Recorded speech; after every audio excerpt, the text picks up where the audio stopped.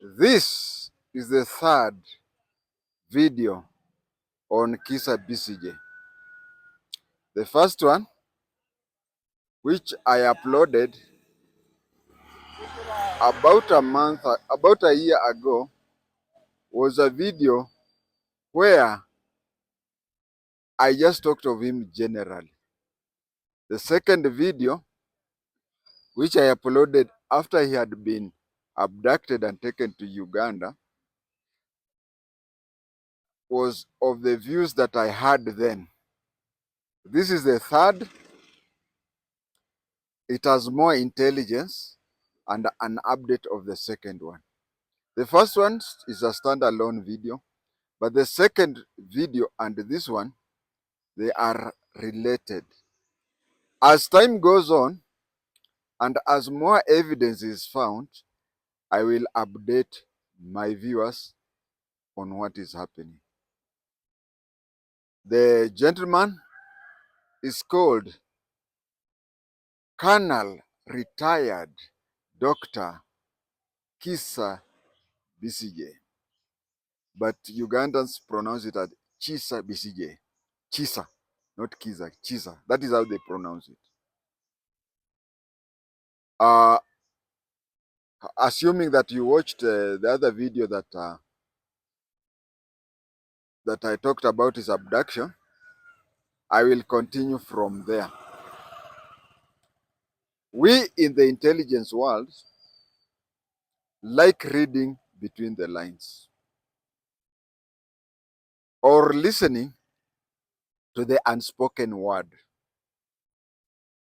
You could speak a lot of things, you could do a lot of things, but what we look for is the unspoken word or the unwritten word, the reading between the lines. We look at the expression, we look at whatever, then we come up with a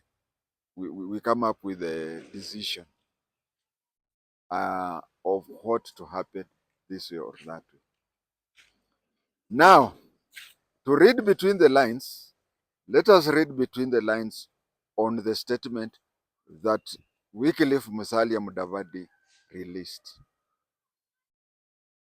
Wycliffe Musalia Mudavadi released 2 sentences, but you'll find that to review those 2 sentences, you'll need up to even 5 minutes to evaluate them. And it is these 5 minutes that we are reading, not what he said.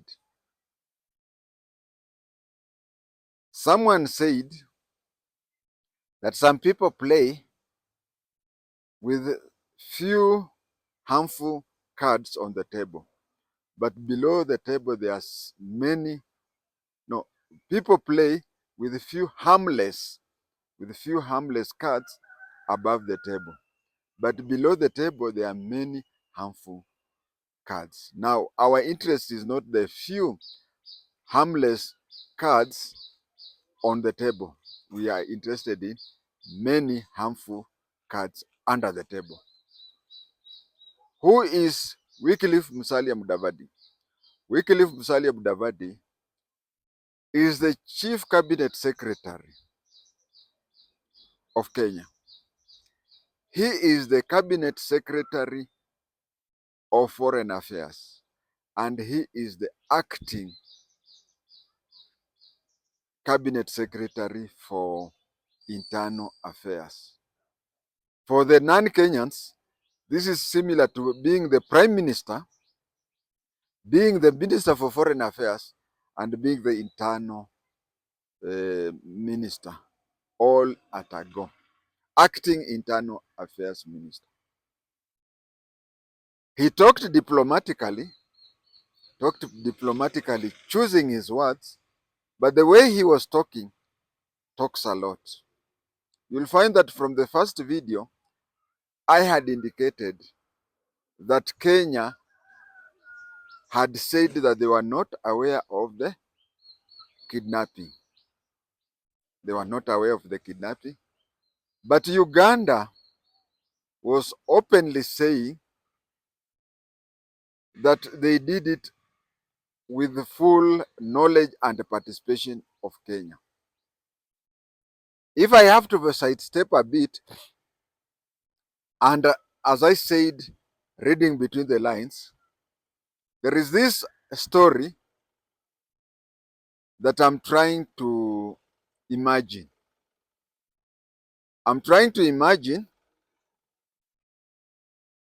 that those people who went to the hotel to arrest KIZZA BESYGYES were Kenyan agents. If there was Ugandan, there must have been Ugandan agents, but one or two, what we call in intelligence dog escort. But the people who did the arrest and whatever were Ugandans. After he was arrested, or is it abducted, he was taken out of that place and then handed over to Ugandan agents. The Ugandan agents went with him by road all the way to Uganda. Somewhere on the road, they started speaking Kiganda before crossing over. I can assure you that they are speaking in Kiganda, although Mrs. KIZZA BESYGYES is saying that along the road they started speaking in Kiganda. In intelligence world, we say there is nothing like coincidence. If you see something like a coincidence, then it was meant to be. I will not repeat what I've already said in very many videos, but what I'll say is that they started speaking in Kiganda while on the Kenyan soil. They were passing messages to KIZZA, let me pronounce like them, to KIZZA BESYGYES, that you are within. In Kenya, we say utadu. We have already arrested you. They would have even started talking it after crossing over, but they started saying that. My estimate may be even they started talking that while in Naivasha. After ascertaining that between here and Tororo, they did not foresee any instance where something out of the blue could come out and rescue KIZZA BESYGYES. Remember, if you have ever read the book Government Inspector by Nikolai Gogol, is that there are some people who are very sure about this fake government inspector, that they started undermining the mayor. They started undermining the mayor in his presence because they knew, after all, so a person, when he or she believes that he has a lot of power or a lot of influence, that is when his or her biggest truth comes out. But then when things come back, and I liked the way the mayor did, is that he was very forgiving when tables turned. So when somebody is very confident, that is when he or she lets down the guard. So when, assuming it was Naivasha, when they reached that place and they started talking in Kiganda, they were sure that between that place and the boundary, or a kilometer inside Uganda, there is very little or no chance of KIZZA BESYGYES escaping. So what did Mudavadi say? At first they denied. Remember, even the PS for Foreign Affairs said they are not aware and they'll look out. And then the second thing they said, they are going to look for, the Ministry of Foreign Affairs is going to look into whatever. But Uganda, that is the advantage of dictatorship. You see, dictatorship, you don't look for diplomatic talks or anything. You just say things the way they are. After all, utadu. So in Uganda, they said from the word go that Kenyan security were aware, and not only were they aware, Kenya security participated in it. So the first one was Mudavadi said they were not aware. They know how they'll handle it diplomatically. They did whatever. And they even said that when he comes, he's supposed even to inform the Ministry of Foreign Affairs, such a thing. But they were walikuwa na tapatapa huku na huku. But the word that he said that came out clearly was that even if you are a visitor in Kenya, you have to respect neighboring countries. Listen to that statement. The statement says, even if you are a visitor to Kenya, you have to respect for neighboring countries. That is 7 seconds to say, but it can take 7 minutes to explain. One, Mudavadi, the cabinet secretary for foreign affairs, is acknowledging that whatever KIZZA BESYGYES was doing in Riverside was undermining a neighboring country. But you see, he did not say that even if you are a visitor in Kenya, you have to respect your home country. He said you have to respect a neighboring country. Are you reading what I'm reading between the lines? I'm trying to read between the lines that he's saying that it is not only KIZZA BESYGYES who will be presented before court, even the Wazungus who are with KIZZA BESYGYES, there is a possibility of non-Kenyans and non-Ugandans, or even Kenyans. But I think, as of now, allow me just to say that there is a possibility that even the Wazungus that KIZZA BESYGYES was meeting could be implicated, and they may even have been kidnapped and taken to Uganda. Although you'll hear me saying that I still believe that he walked. I'll come to that. He walked into a trap with all his eyes open. He is supposed to have known that he was going to the trap.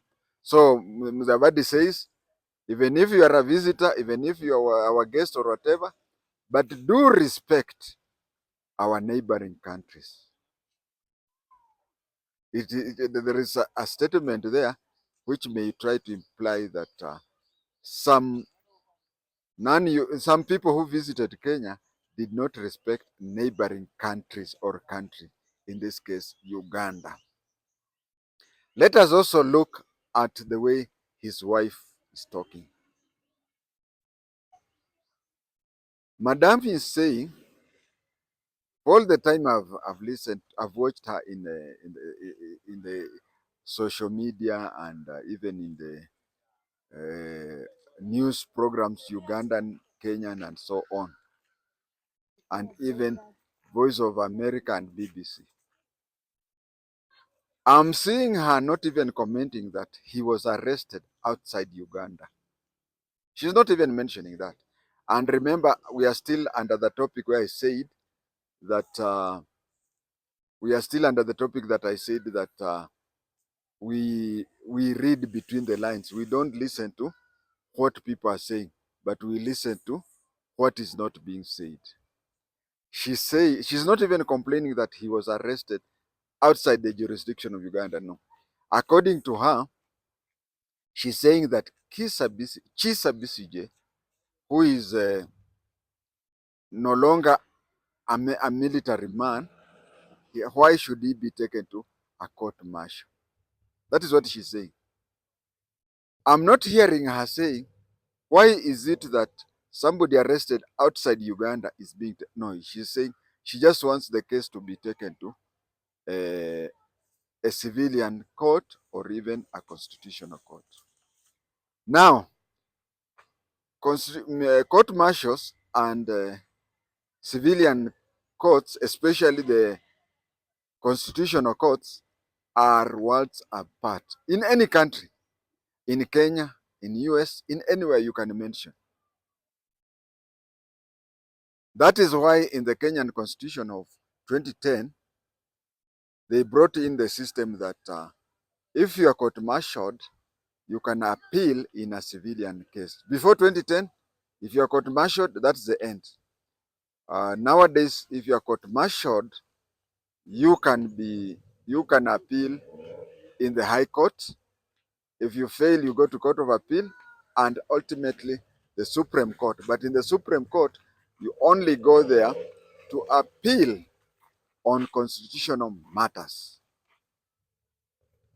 So Uganda is still using the system that is different from that. But if she succeeds, or if KIZZA BESYGYES succeeds to take the case out of the Ugandan court martial and take it to the Ugandan Constitutional Court, chances of them succeeding is very high. But looking at the Ugandan courts from a Kenyan perspective, you'll make wrong decisions.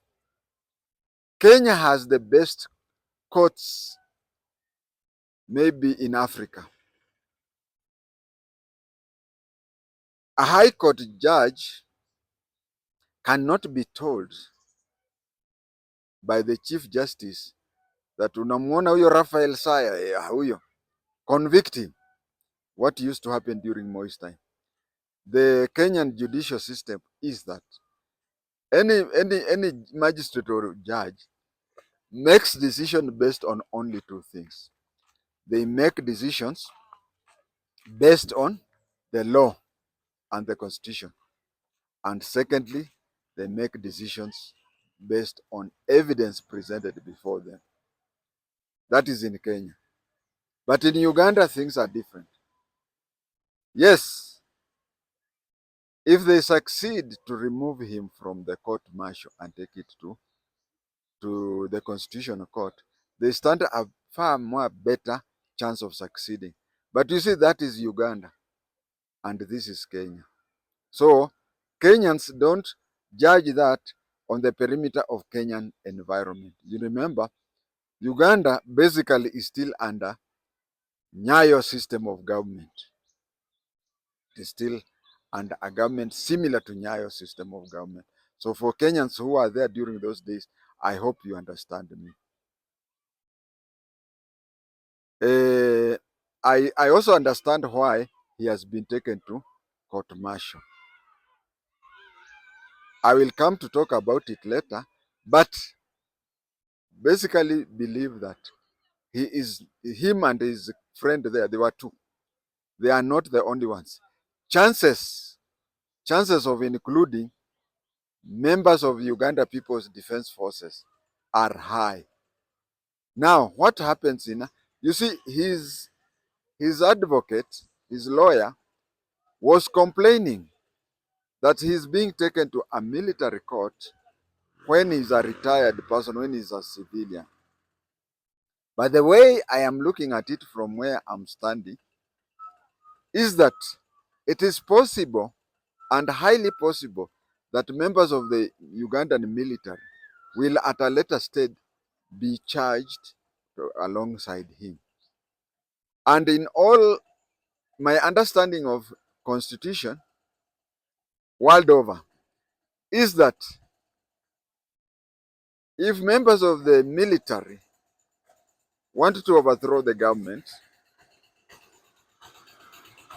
if members of the military want to overthrow their own government, and you are a civilian, leave alone being a civilian of that country, even being a civilian of another country, but so long as there is an element, your co-accused are active serving military officers, you will be taken to court martial. So I'm trying to read that. I have heard the tapes where KIZZA BESYGYES is talking that his supporters are saying that it is an AI generated discussion.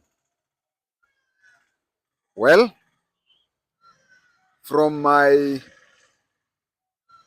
understanding of kama kufungua hata YouTube peke yake, hata kurecover YouTube, I had to use these young boys wale wako techno savvy. How about knowing about AI generated voices? I am not in a position. So I'm talking simply assuming that whatever was discussed in that hotel was genuine, was not AI generated. I'm assuming that it is AI, it is not AI generated. I have no capacity. I am computer illiterate. I am computer illiterate that I am not in a position to know whether that voice recorded is AI generated or not. But as of now, if it concludes that, I'll follow the conclusion that will come from those who know better than me. But I'm now on the face value assuming that that voice was his in the tape. The first mistake he made, because the best way to conclude something is you come from, you start with where both sides are agreeing. You start from where both sides are agreeing, and then you go to the other points that both sides are not agreeing. That is where the kizungumkuti is. Now, where are they agreeing? According to Mrs. Kizza Besigye, she's saying that he accepted to meet a certain Caucasian. He agreed to meet the Caucasian at the place where he was arrested. But according to the evidence that is given out in the tapes, is that he met several Caucasians and they discussed on how to overthrow the Ugandan government. I'll come to the particulars. But what is happening here is a person of the level of Kizza Besigye. Remember, even by today's standard, the ranks of today are not as important as during our time. When I was an inspector of police, APs, administration police, the highest rank was a superintendent, which means I was equivalent to the third highest AP in Kenya. Now let us go to the APs today. Who is the third? That is what do you call senior assistant? No, commissioner of police in the AP. That is what is there today. So you find that we who were what we were those several years ago, we may call ourselves the same rank with what those people are there today, but ours was more senior. So Kizza Besigye, being a colonel that time, how many colonels were there in the Ugandan government then? So he was near the top and he was the president's personal doctor. This issue about personal security, he should have known whom to trust and whom not to trust. If you look at the two versions, which agree that he went on a blind date, it means that because he was going to meet a Mzungu, so he was Zungus, he has to take security precautions if he's going to meet Africans, but Wazungus, that was bad. So he should not have done that. And then, according to his wife, is that when he met the Mzungu, they didn't even talk for much. Then the Mzungu, other people came, and the Mzungu left the room, and the guns were produced, and then he was arrested. That is her version. But the version that goes into in the tapes, a voice similar to that one, and I've said that I've no capability to know whether it is AI generated, but a voice similar to his is talking to at least 3 different Caucasians from their voices. He's talking to at least 3 different Caucasians in his whatever. And the things that he's talking of very, very deep things, such that even if it is an AI generated, then it has to be somebody who has a very high IQ, because even authoring a, authoring a fiction book is very hard, because you have to look at, if you have to write a non-fiction book, you just write whatever happens and you continue with whatever happens, A, B, C, D. But if it is a fiction, you have to look into all aspects, everything I've got to. It is like a chain of the bicycle. If one is loose, then the chain falls off. He is hard talking on how the government of Uganda can be overthrown. He says that the government cannot be changed by a mere piece of paper. What he's trying to say is that Museveni has made things so much that if you think that you are going to remove Museveni through a ballot paper, then you're in the wrong place. Then they go to discuss on how to use force, whatever. He tells the Caucasians that drones have got to be used. Drones have got to be used to go to the Air Force camp and blow up all the helicopters. Then he's asked which type of helicopters are those. He talks of Russian-made helicopters, and he says how they are placing are there. The person then, those people then ask him, because he talks of the drones going there and blowing up all the helicopters. You may ask why not jet fighters and such a thing. In overthrowing government, jet fighters are as useless as anything. It is only the helicopters which are effective, because jet fighters are even quicker than any other way of attack. No, I mean not jet fighter, but helicopters are the quickest way to move from one place and whatever, and even monitoring and whatever. So he talks on how they can do it, just like that what happened in Entebbe raid, that within no time the drones can demolish all the helicopters in the Uganda People's Defense Forces.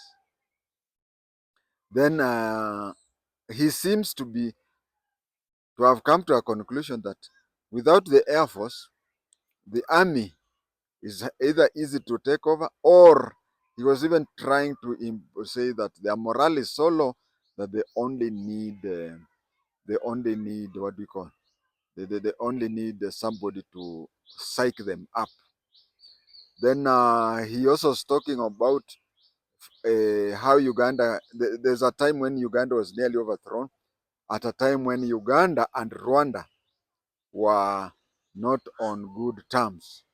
They were not on good terms. So, but then he says now they are on good terms. It is a bit of a challenge convincing Rwanda to take over. Then he goes ahead and says he's even asked by the Europeans whether Bobby Wine could take it. He says, yeah, when he decided to leave politics and whatever, because the last presidential election he did not contest, he says Bobby Wine started off well, but I think he has passed over his point of what do you call useful day. Yeah? What do the things they place on packets, use this thing on or before. So he said that he wants to wrestle back the opposition leadership from Bobby Wine, because yes, there was a time Bobby Wine stood a better chance, stood a good chance of taking over from Museveni, and he would even be assisted. But uh, as of now, he feels that the best way is for him to be back in control. The whole time I was listening to the tape, I got an information, and I've said it repeatedly. I don't know whether that tape is AI generated. Uh, it seems that he was confident. He was confident that he has recruited a lot of people in the Uganda People's Defense uh, Force. So expect a lot of people, a lot of military officers to be not only to be charged, but I think there is going to be a purge in the military following this. That is what I believe. And then why the court martial? The court martial, just not only Uganda, everywhere. In an open civilian court, usually uh, evidence is given to an extent that uh, you have to be proven beyond reasonable doubt. Beyond reasonable doubt. But in a court martial, the element, the weight of proving, they just need to have a high probability that it is this way or that way to convict somebody. I expect and I think he's going to spend a lot of his time behind bars. He has been, according to his wife, he has been arrested over 52 times, and within the 52 times, there is a handful of times when he has been taken to court martial or whatever. But believe you me, this one escaping is quite difficult. But if he escapes, then there's no case he will not succeed. But what I think is this case will take long. My viewers, let us keep our eyes and ears open so that should there come up anything new, we can share with each other.